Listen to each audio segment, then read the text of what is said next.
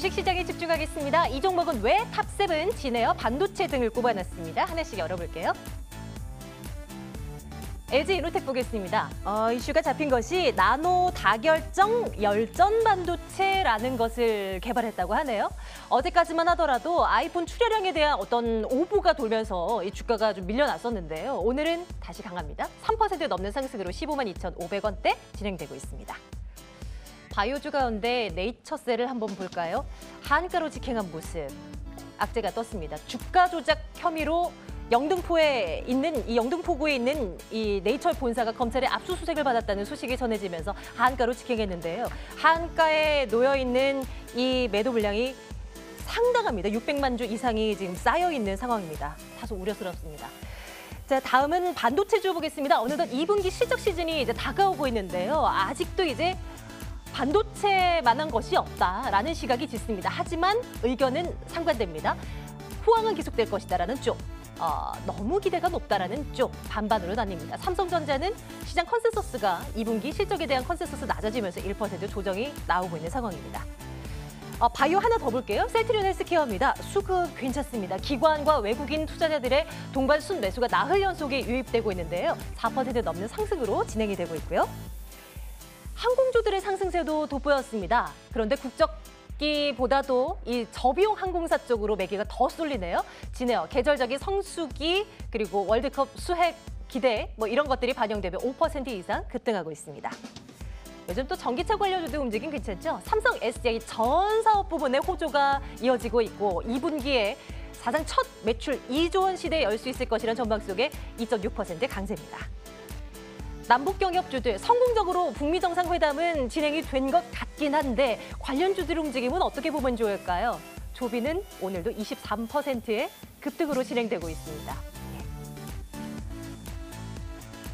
자, 종목 이야기 이분과 함께 얘기를 나눠보겠습니다. HL인베스트먼트 한효기 대표와 함께 이야기 나눠볼게요. 대표님 어서 오십시오. 안녕하세요. 예, 안녕하세요. 날이 날인 만큼 이 남북 경협주들 이야기 먼저 시작을 해볼까요? 이제 제각각인 것 같아요. 무조건 상한가 이런 움직임은 아닌 것 같거든요. 어떻게 좀 해석을 할까요? 우선 제가 여기 방송 출발하기 전에 한 40분 정도에 제가 출발을 했었는데 그때 네. 서명을 하기 전에 제가 딱 출발을 했어요. 근데 서명 제가 지금 분봉상으로 한번 보니까 서명하기 전에 딱 지금 거의 폭락하고 나서 다시 조금 되돌려지는 모습을 나타내더라고요. 그래서 아까 남북 경협주에 대해서 조금 말씀을 해주셨지만은 서문회사에서 뉴스에 팔라라는 말이 있듯이 어느 정도 이 차익 실현의 빌미를 제공하는 부분들은 있어요, 시장에서. 그러니까 지금까지 올라왔던 부분들에 대해서 차익 실현을 할 수 있는 투자자들은 지금 차익 실현 매물이 나왔기 때문에 네. 이걸 빌미로 해가지고 어느 정도 매물이 출회됐다. 근데 그 매물이 단순히 좀 많았을 뿐이다라는 건데 여기서 제가 보는 거는 이제 남북 경협주가 끝나지는 않을 거라고 보고 있는데 옥석 가리기는 분명히 하셔야 된다라고 좀 말씀을 드리고 싶어요. 우리가 무분별하게 이거 경협주도 제가 지난번에 한번 말씀드렸다시피 이거는 경협주로 편입이 되지도 않는 부분들인데 사실 조금 너무 비현실적인 부분들도 있다라고 한번 말씀을 드린 적이 있었는데 네. 그 부분들에서 이게 실제로 완전히 미국이 북한 쪽에다가 정말 경제적 지원을 해줬을 때 이 수혜가 되는 종목들이 무엇인지를 좀 찾아봐야 되거든요. 근데 그게 아닌 종목들은 물론 빠지겠죠. 그래서 이 옥석 가리기는 좀 하셔야 된다라고 말씀드릴게요. 남북 경협주 그럼 통틀어서 의견을 내리기가 참 쉽지는 않겠는데요. 그래도 그냥 큰 그림에서 좋아요, 나빠요, 글쎄요 중에 하나 꼽자면 어떤 걸 도장을 찍어볼까요? 저는 글쎄요라고 좀 글쎄요를 말씀을 할까요? 드리고 싶어요. 대신에 옥석을 가리는 기준을 좀 알려주세요. 어떤 쪽은 그래도 좋아 보입니까? 우선 어제 이슈가 나온 종목들 중에 대아TI 같은 경우에는 경영진이 매도를 했어요. 주가가 굉장히 많이 오르고 나서. 네, 네. 이런 시그널들을 보이는 종목들은 우선은 좀 제거를 하셔야 된다. 그렇죠. 경영진들이 네, 팔거나 네. 많이 올라왔을 때 제가 지금 당장 기억이 안 나는데 다른 종목들 중에서 대주주가 매도한 종목이 있었거든요. 남북 경협주 중에서. 근데 그 종목 중에 이런 대주주가 매도를 하거나 아니면은 네. 경영진이 매도를 하거나 이 종목들은 조금 피하셔야 된다. 저도 종목이 생각이 안 나는데 최근 있었어요. 네, 그렇죠? 최근 있었어요. 보유하고 있는 증권사였어요. 증권사가 블록대 물량으로 주가가 많이 올랐기에 판다라는 뉴스가 전해지면서 또 급락을 한 바 있었는데요. 그런 뉴스들 좀 검색이 된다 하면 조금은 그렇죠. 리스크 관리가 필요할 것 같다라는 의견. 남북 경협주들은 앞으로도 우리가 계속 살펴봐야 할 이제 섹터가 되어버리지 않을까 하는 생각도 듭니다. 2차 전지 관련주 하나 볼까요? 삼성 SDI에 대한 좋은 얘기들이 계속 들리는 것 같아서요. 네네. 뭐 물론 SDI 비롯해서 뭐 다른 2차 전지 관련주들도요. 한번 분석해 주십시오. 뭐 우선 뭐 중소형 업체들 같은 경우에 소재 관련 업체들 뭐 LNF나 에코프로나 뭐 아니면은 코스모 신소재 같은 경우에 굉장히 주가 많이 올라갔어요. 근데 지금 SDI 같은 경우에도 뭐 지금 5월 초부터 시작해가지고 지금 6월까지 뭐 18만 원대에서 23만 원대까지 계속적으로 올라와 주고 있는데 이 부분들이 뭐냐면요.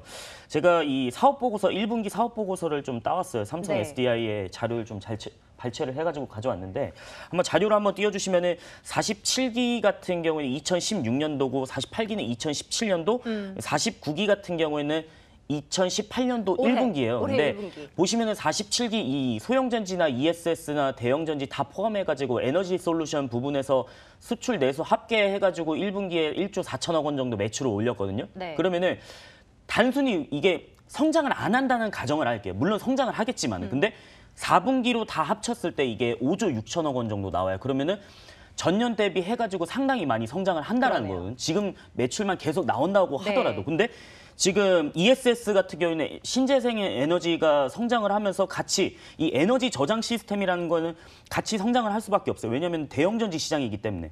이 부분들에 대해서 17년 대비해가지고 3배 가까이 성장한다라는 조사들도 있는데 이 리포트들도 있는데 저는 이거에 대해서 상당히 긍정적일 것이다. 그리고 지금 전기차 보급률 세계 1위가 노르웨이예요. 근데 노르웨이 같은 경우는 2025년까지 내연기관차 아예 없애고 하이브리드나 아니면은 전기차만 보급을 하겠다라고 얘기를 했었고, 그다음에 내연기관차의 고향이 독일이죠. 독일 같은 경우에는 뭐 BMW, 벤츠, 뭐 아우디 다 있는데 메르켈 총리가 부정적으로 보고 있어요. 지금 2030년도까지 내연기관차 판매 금지 이거는 상원까지 통과를 했고요.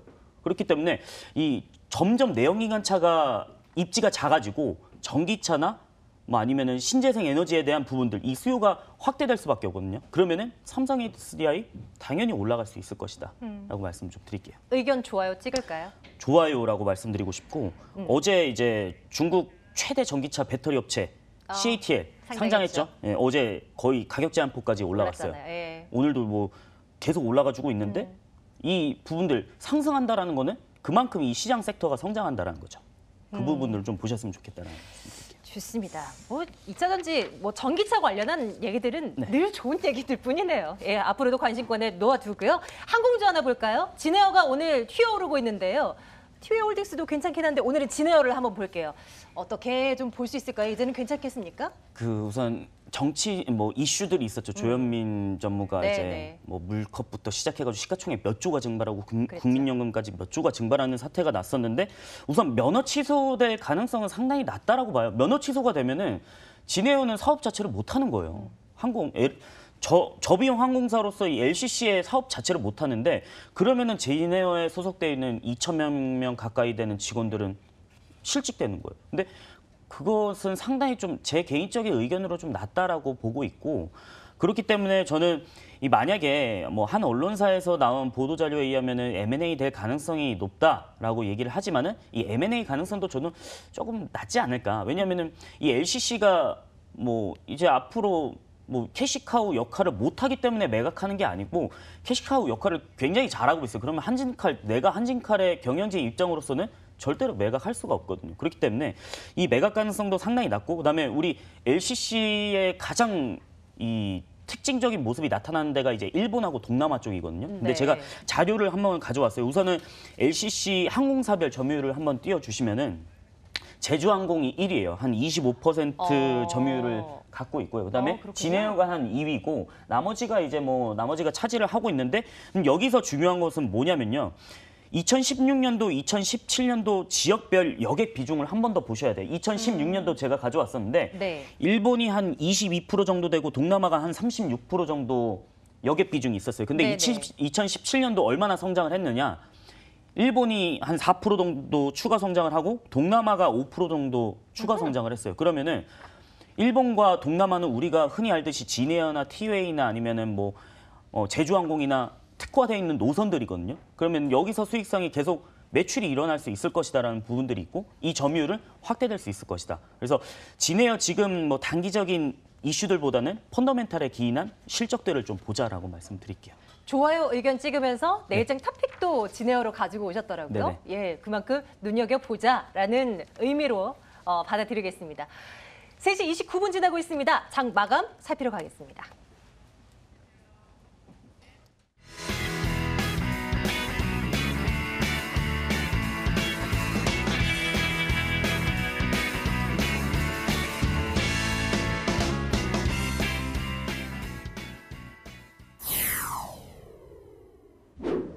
네, 빅 이벤트를 맞아 코스피 출렁였습니다. 경계감 팽팽했는데요. 호가 살펴봅니다. 코스피 같은 경우에 약세로 전환이 됐습니다. 소폭의 약세 0.04% 하락하며 마감을 앞두고 있고요. 코스닥 880선 깨졌죠. 874선에 0.22% 내리면서 오늘장 마감할 것으로 보입니다. 호가였습니다.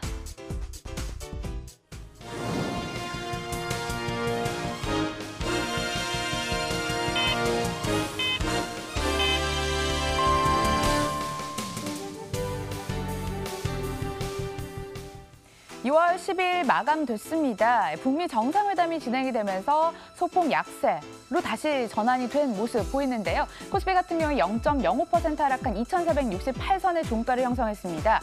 코스닥도 0.22% 하락한 874에 마감을 형성했고요. 경역주 위주 차익 매물의 하락으로 전환했다는 분석이 있었습니다. 자, 수급별 주체 살펴보도록 하겠습니다. 외국인이 가장 적극적으로 팔았습니다. 1,000억 원 넘는 매도 물량을 쏟아냈고요. 반대로 기관의 매수는 이틀째 이어졌죠. 921억 원, 전체적인 규모는 유지했습니다. 개인 40억 원 순매수 우위로 기록이 됐습니다. 코스닥의 수급은 어땠을까요? 외국인이 또 적극적으로 매수에 나섰네요. 363억 원 매수했고 기관도 매도에서 매수로 전환된 점이 특징이었습니다. 159억 원 쌍끌이 매수가 들어왔습니다. 하지만 개인만이 나홀로 팔자를 외치면서 447억 원의 순매도 우위가 기록이 됐습니다. 한편 업종별로는 혼조를 보이는 가운데 남북경협 관련 섹터였죠. 그동안 이 건설, 비금속 광물, 철강금속 등이 하락을 보였는데요. 약 1에서 2% 약세를 보였고 지수에 부담으로 작용하는 모습이었습니다.